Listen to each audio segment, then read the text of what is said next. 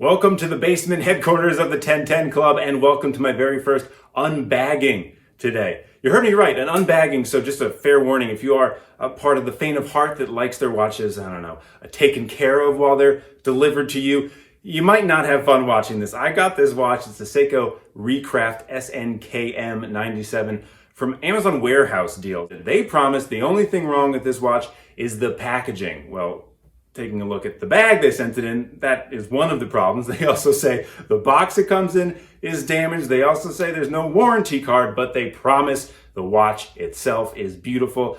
Let's find out and unbag the Seiko SNKM97. Please do subscribe.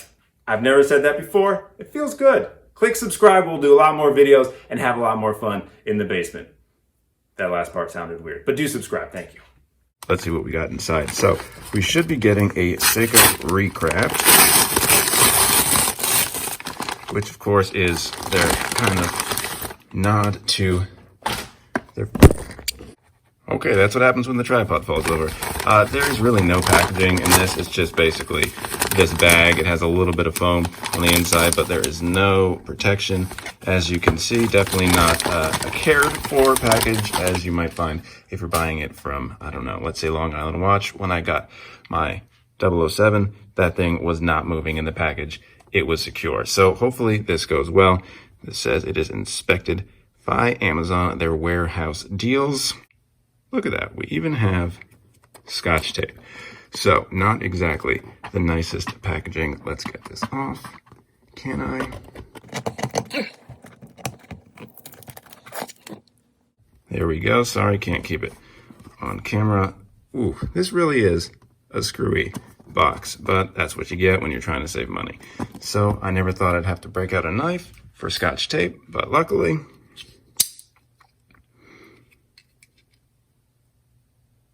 sharp blade.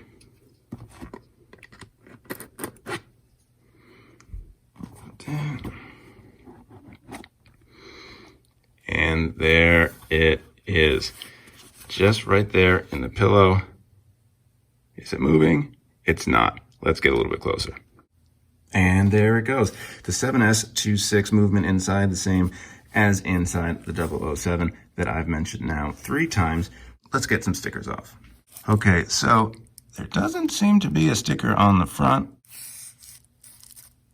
but of course there is on this bracelet, a stainless steel bracelet, however, hollow end links. Let's take that off. Let's take that off. And let's just look at it for a minute. Retro, it definitely is. Look at the way the light catches both the watch case, the bracelet, those high polished center links. It is between us, they say 43.5 millimeter. I've also seen 44 millimeter. There is a 24 millimeter lug width. And although it is big, it is thin, only about 11 millimeters thick. So it shouldn't wear too high. Oh, I do want to say the only thing this watch does come with is its tag. So you do know what you're getting. After all, the SNKM97. Oh, let's get that on screen. Suggested retail of $250. You're not going to find it for $250 anywhere. Everywhere has it on sale. You can get it at Long Island Watch, I believe, for $160 or $170. You can find them cheaper other places. I got this one again on Amazon from their warehouse. So it was about $115 with taxes included. I had to jump on it again. I have never got a watch from Amazon nor the Amazon warehouse. But there you see the suggested retail, water resistance of 50 meters, automatic hardlex crystal, screw down, see-through case back. And look at that. They weren't lying. Okay, so let's take a closer look first.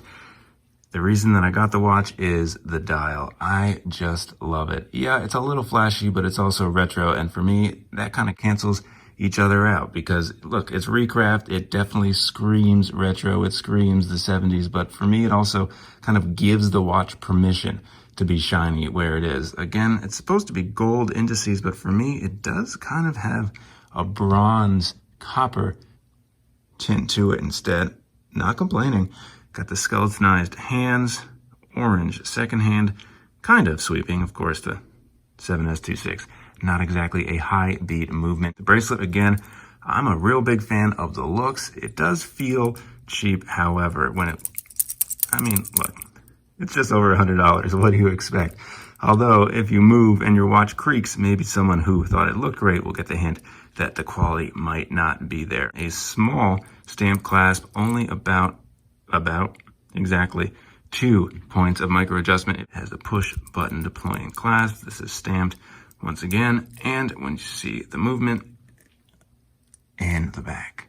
As you can see by that stripe going across the face, not exactly anti-reflective. The Harlex crystal is not coated with anything, and you can see one of my lights above just going across, although that is kind of a neat effect. All right, let's set the date and see how it goes on the wrist.